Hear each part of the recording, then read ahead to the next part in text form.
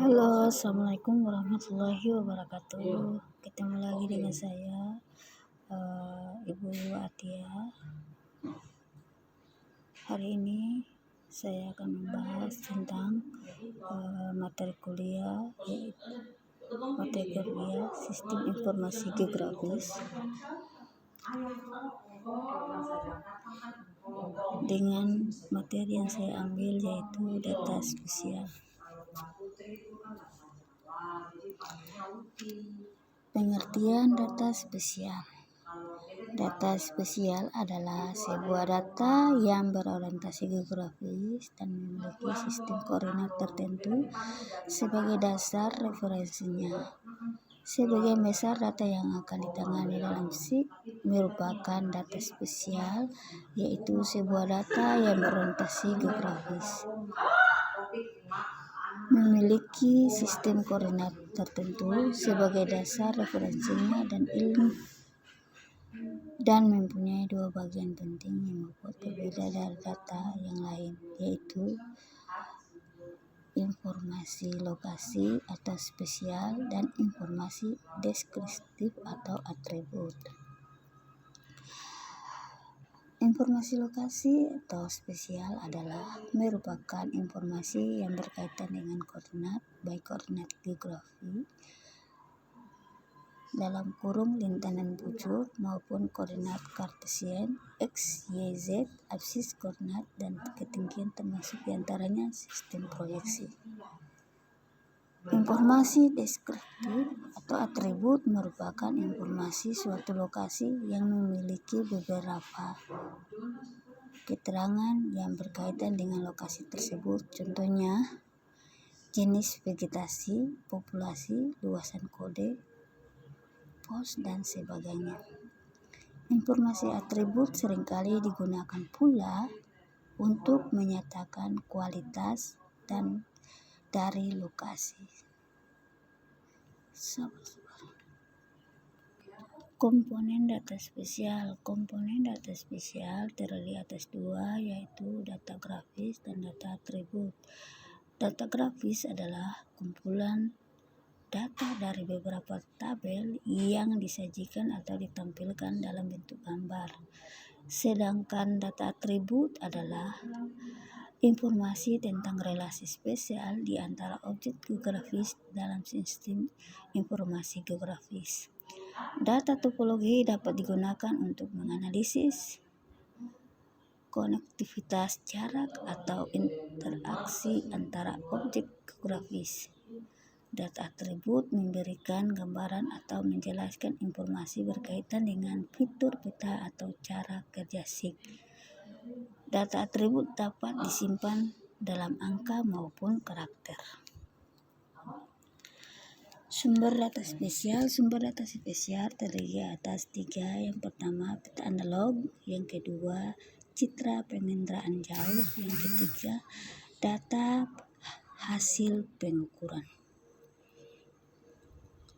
Model data spesial. Model data spesial terbagi atas dua, yaitu data raster dan data vektor. Data raster atau disebut juga dengan cell grid adalah data yang dihasilkan dari sistem penginderaan jarak jauh. Data raster ini kita lihat dalam gambar, yaitu seperti kotak-kotak pada layar ini. Sedangkan data vektor adalah di mana bentuk bumi dipresentasikan dalam bentuk garis, area, dan titik dan nodes.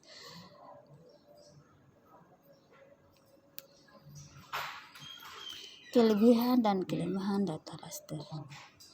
Kelebihan dan kelemahan data raster adalah: 1. Struktur datanya lebih sederhana. 2. Lebih mudah dan efisien dalam melakukan overlay dan analisis data. 3. Mampu menampilkan data image dari foto udara. 4. Dapat melakukan simulasi. 5. Teknologi mudah untuk dikembangkan. Sedangkan kekurangan dari data raster adalah: yang pertama, tidak efektif dalam penyimpanan file.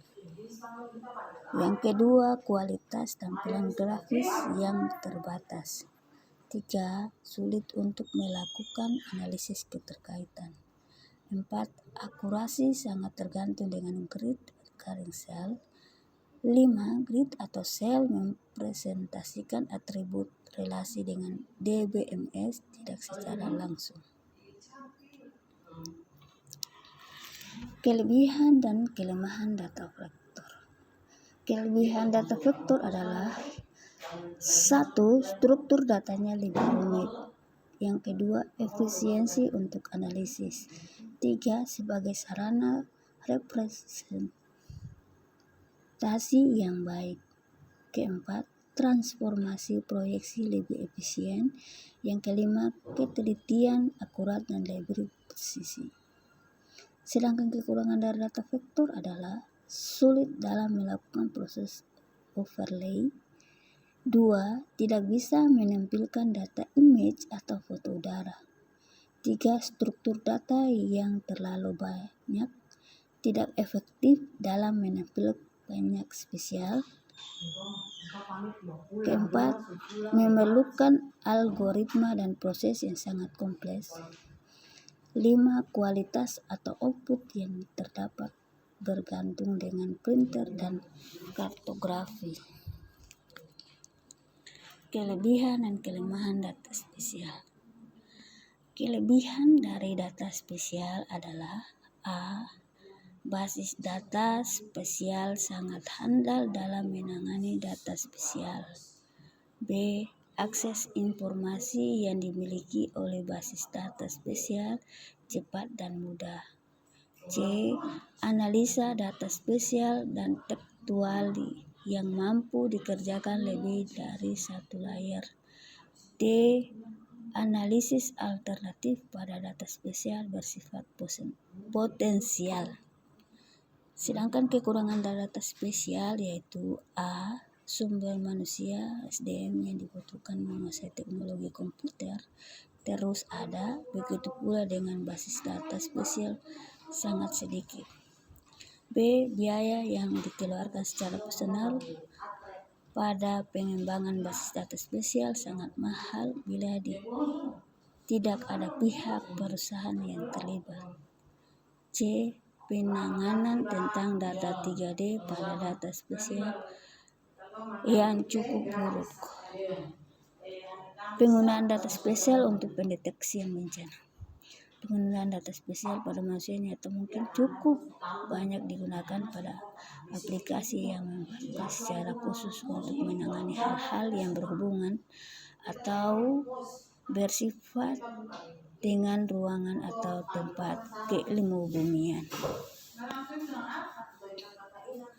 Oke, demikianlah paparan saya pada hari ini. Terima kasih.